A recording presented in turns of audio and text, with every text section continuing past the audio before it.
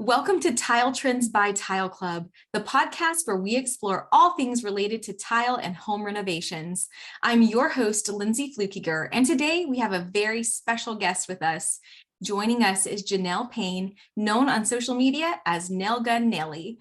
Janelle, that was very Southern. I will edit that. Known on social media as Nail Gun Nelly, Janelle is an expert in DIY renovations, particularly when it comes to RVs. She recently incorporated Tile Club's Mint Palisades Picket Tile in her RV kitchen renovation. Janelle is also a mom and a social media influencer, balancing her passion for renovations with motherhood. Welcome, Janelle. We're thrilled to have you on the show today. Thank you so much. I'm so excited to be here with you guys. Likewise. So we would love to start off our episode getting to know you a little bit better. Can you tell us a bit about your journey as a DIY enthusiast and also how you got into renovating RVs? Yes. So really since I was a little girl, I've loved little challenges of what I could create. And I would say me and my husband, we would always do little projects around the house. And I started filming it and putting it out on social media because I would find that I would take pictures of like different projects we were doing and they would just get lost. Like I had no idea where they were. And I realized that you could save everything to like a little highlight on your Instagram. So I was like, oh, okay, well, let's just start filming some stuff. And that way I can just put it on my highlight. And as soon as I started doing that, when we were doing it was actually a really large renovation on our standards. We turned an old tack room into a studio at our house. And I just started posting things and people were like, whoa, what are you doing? Well, I didn't know you could do that. And I'm like, oh, I didn't think anybody would be interested in this. And slowly they just were like, give us more updates. And so it just turned into a thing where I started filming everything. And then COVID happened and my husband and I are actually both nurses. We're critical care nurses as well. And in our area, we saw there was a large need for travel nurses, housing. There's always need for housing in our area. And I had this idea. We had just finished the studio and I wanted another project. And my neighbor actually had this really, really old trailer that was like rotting away basically. And I was like, that's it. Like I went down a rabbit hole on Instagram one day and I had no idea that you could, like people even renovated RVs. And it was amazing what they did. And I was like, okay, if she'll let us have that, I'll try it out. And if we mess it up, we mess it up if we can get it for a good deal. And so we went and asked her and she was like, thanking God, because she wanted somebody to just take it. Like she didn't even want us to pay for it. And we're like, okay. And so I had the freedom of like, if I messed up, it's okay. We're not losing money on it. And we turned it into a little tiny home. And during COVID, we were able to get a lot of our travel nurses and we made it into like a little place for them to stay. So it was cool. I had nothing else to do other than be at the hospital. And then I had this little project that I had during COVID and it turned into just a love for tiny homes. They're really fun little projects that I love that it's like if you're in the house, you don't want to do, for instance, I did a cigar lounge. I'm not going to make a whole house with like black interior and like crazy, alcohol dispensaries. But in these little RVs, I was able to just create these little spaces that I normally wouldn't have a chance to do. So that's like my favorite thing about them. I currently just did a little girl kind of trailer and I've done a cigar lounge. I've done just a lot of different themed looks. And so I feel like it just allows me to be really creative and try new things all the time. That is amazing. I have no words from nurse, like DIY to like, how incredible is that you took something so horrible during 2020, the pandemic, and then like out of that was born all this creativity and then a way to serve others who are helping in the medical field. It was pretty cool. It was a good part of a a not so great time. Yeah. So cool. Like I would have never known you were a nurse. No way. Just like by following you and like seeing your projects. So are you still Uh, practicing or is that kind of done and you've moved on? Yeah, well, that kind of actually, so me and my husband are both nurses. When we had our two children, I cut back and I went what they call reserve. So really I go about once a week into the hospital still. So it afforded me a ton of time. I wanted to be able to stay with my kids. And then by being able to do that is where I really started doing a lot of projects, and I always have them with me. I keep saying how my youngest one is going to start school this year, and I just don't even know what I'm going to do. Like, I'm going to have so much time because so many people are wondering, how do you do all that stuff with them? And, Instagram will show you what Instagram shows you. I don't show you the 50,000 snack breaks I do, but it actually, being a nurse, it has really afforded me time to do DIY because we do have such flexible schedules. And yeah, I know, a very random fact that I'm a nurse. Most people don't know that. Yeah, like nurse, mom, DIYer, Wonder Woman. There's just A like lot going on. criteria. Yeah. It's amazing. So I have 5 kids, 4 biological and a stepdaughter. And I know people all the time are like, how do you do what you do? And if you're a mom, you just roll up your sleeves and go, and Yeah. find joy along the way. So rolling that into my next question, I have loved watching all of your like content with your little son. Yes. And he's about the ages of my youngest as well. And I'm just so impressed with like your patience. I know you said like we only kind of see the Instagram highlight part of things. I know, but what kind of inspired you to have your kids participate in these renovations? And how do you balance like, for me, it would be the anxiety of they're going to cut a finger off or they're going to like, is that part of the, like, I don't know, journey? Do you ever like worry they're going to get hurt? Like, how do you bring your kids into the picture with your renovations? Yes. I mean, I don't really think, oh, they're going to cut themselves or they're going to hurt themselves. I think they want to be a part of it. If I try and make them like, just go inside or go play or something, they're like, no, they want to naturally be with you. And I think society these days, I don't know, I feel like people are like harboring their children almost. Like, it's like, no, you let them see the thing, let them pull the trigger. I feel like the more you let them do these things, like, knowledge is power. They're going to be like, okay, I understand that is a saw and that cuts and don't go near it. Or just, I don't know, like, my kids have always wanted to be a part of it, and I want them to be a part of it. I feel like so many kids don't do things like that where it's going to only benefit them. And when they're maybe teenagers, they're going to be like, oh, of course I know how to cut a hole in the granite, like I've done that when I was 5 years old. But yeah, I think they crave to learn all that stuff. And the more that you involve them, it's just going to be natural to them. But luckily, we have not had any accidents with them. So That's I guess awesome. they're learning good. Yeah. Well, I love like how step by step you're like, this is what this does. And now we're going to do this. And I loved watching those and see you teach him.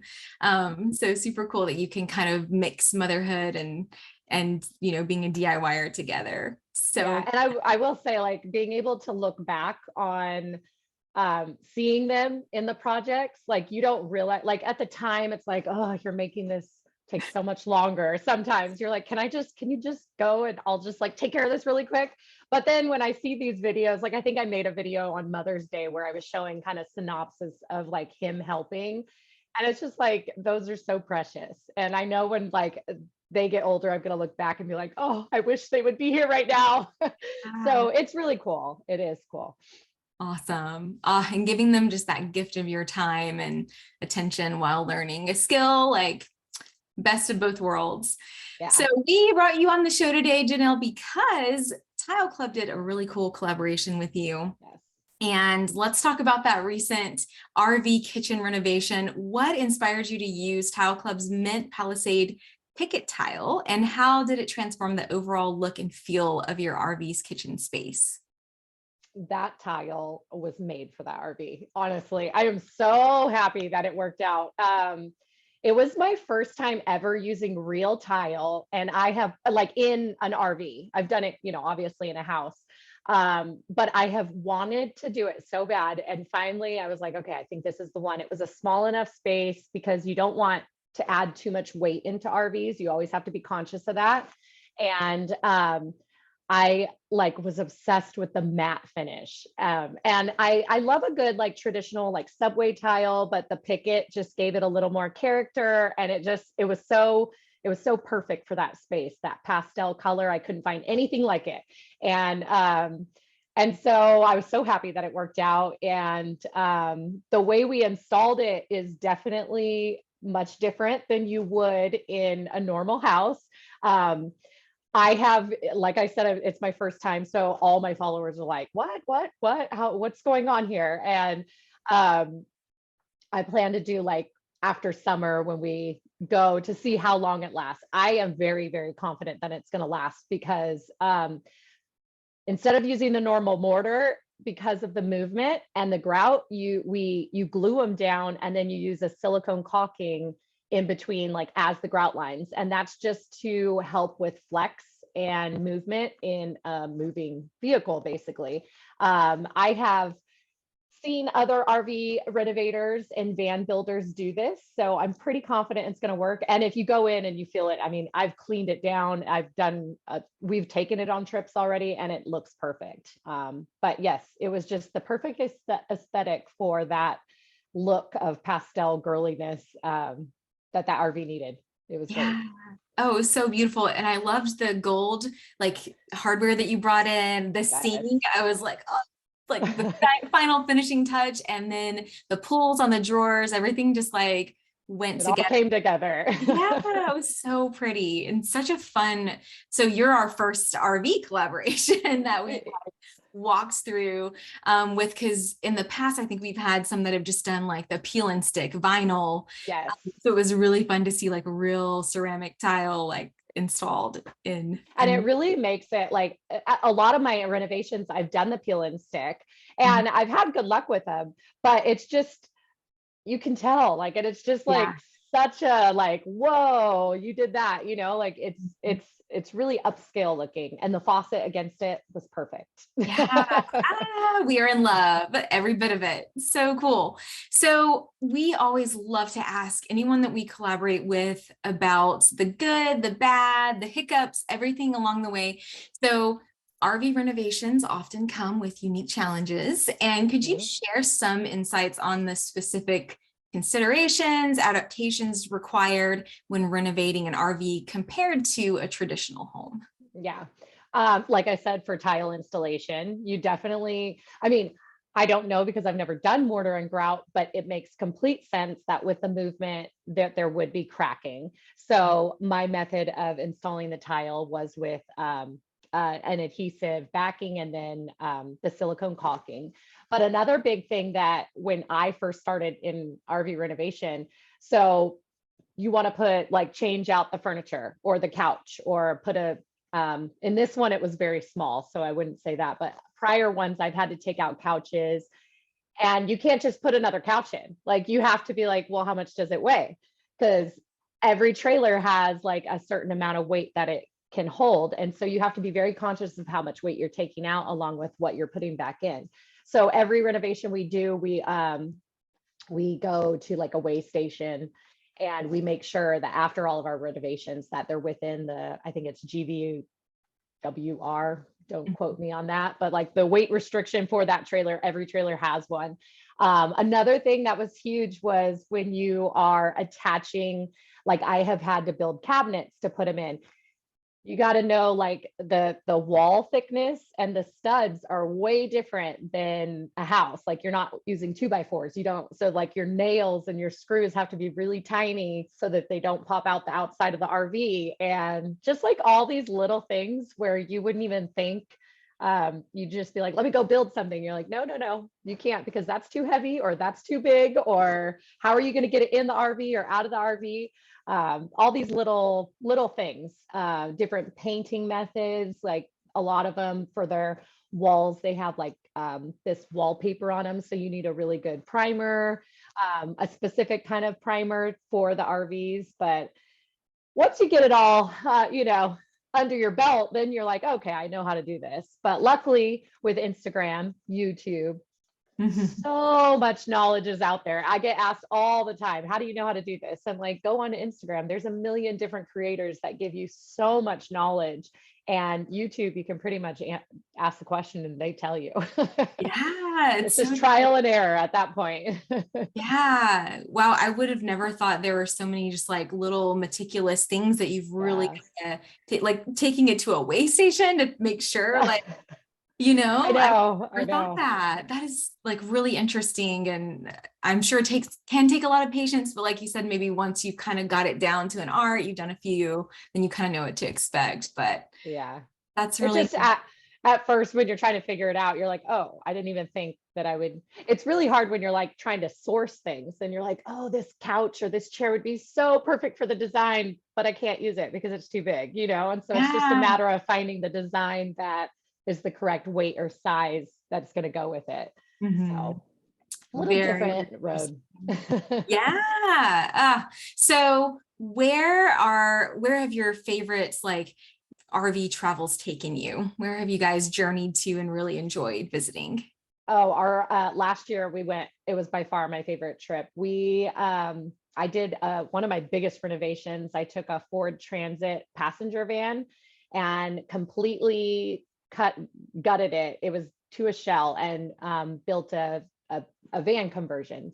And we ended up, I planned like a month-long trip through northern Arizona, South Utah, all that area. And we went to Zion, the Grand Canyon, all the beautiful spots in that area. And it was amazing. And we were a family of 4 in a van and everybody thought we were crazy, but it was actually extremely comfortable. It was one of our most memorable vacations that we've ever taken. And I honestly can't wait to plan another one. Awesome. So the RV that you just renovated, what's in store for it? Where will it be going? We have, well, so far we're almost done with it. Like we think in about a week. We're waiting on the cushions. That's the last piece of the puzzle. And so hopefully in another week, but we only have a few small trips locally. I'm on the central coast of California. I don't know if you're familiar with it, but we have like some amazing areas in this little, I don't know, hour north to hour south of us. So we're just going to keep it locally, all the beaches around here, but we do plan, we might be just taking it up north to Northern California, Oregon area. We haven't decided yet. We need to plan it all out. Yeah. Well, if you hit Northern California, come see us because that's where we're. That's so fun. Wow. So after you've renovated these RVs and like the transit van, do you ultimately like sell them, or are this something that you keep for your family for future trips? It's never the plan, but that's always what happens. And so I never intend on selling them. We always renovate and I'm like, okay, we're going to keep this one. We're going to go on trips. We do go on trips. And then I get the bug to do another one. And my husband's like, okay, we can't justify having the whole trailer park here. Right. So we've ended up selling every single one. This one, once again, we have no intention on selling, but you never say never. So we probably will, but we do plan on not selling this one until another one is complete, because that is like, we have that little time frame of wishing we could go on trips and we don't have anything done at that time. So we do plan on hanging on to this one for a while, but yeah, we always end up just wanting to create another one, and that's what happens. That's awesome. So if any of our listeners like are near you, can they get a custom created RV by Nelga and Nellie? I get asked that all the time, and no. As of right now, I don't know. I just, I enjoy it too much where I'm like, I want to create whatever I want to create. And then if I sell them, everybody on my Instagram feed always is the first to know. And so if I do sell, it'll be posted on my Instagram and then kind of go from there. But I'll help people, like if they have questions about RVs or like their renovation, I have no problem giving my input. But as of right now, I can't commit to doing projects for others. I can But imagine that would never be know. sure. Yeah. I bet there's like a waiting list and people are just like waiting to see who's up for sale. So fun. So what are some of the most valuable lessons that you've learned as a DIY enthusiast and social media influencer that you'd like to share with our listeners today? Just don't quit. I feel like so many people ask me, like, how do you know how to do that? Or, I mean, I wasn't good for, all the time. And I feel like the more you just practice and keep going, you're gonna get better. That's how it is with everything in life. Like, your first time is not going to be the best. And I didn't know how to do all this. I'm still learning to this day. And I feel like if like you are your biggest obstacle, if you want to do something, if you want to learn something, then you can do it. And it might not be at the same pace as somebody else, but if you try and you're committed, like you're gonna be able to do it. I see so many people that just kind of give up on things and just don't. If you want it bad enough, just keep going.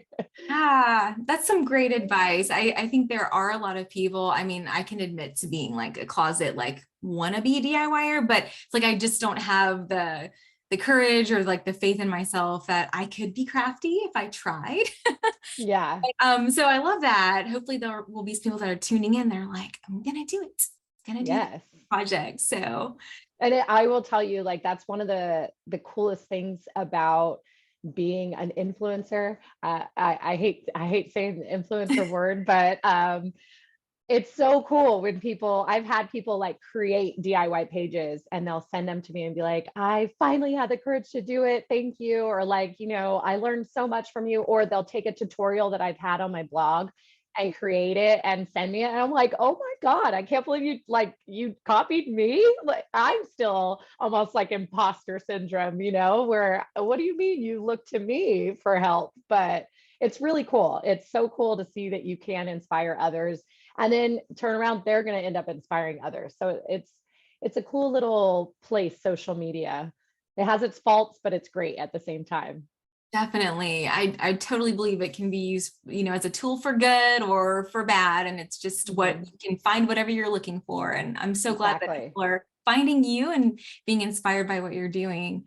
So you mentioned your blog and tutorials. Can you tell us a little bit about, we're going to link everything in this podcast episode so our listeners can come and take a look.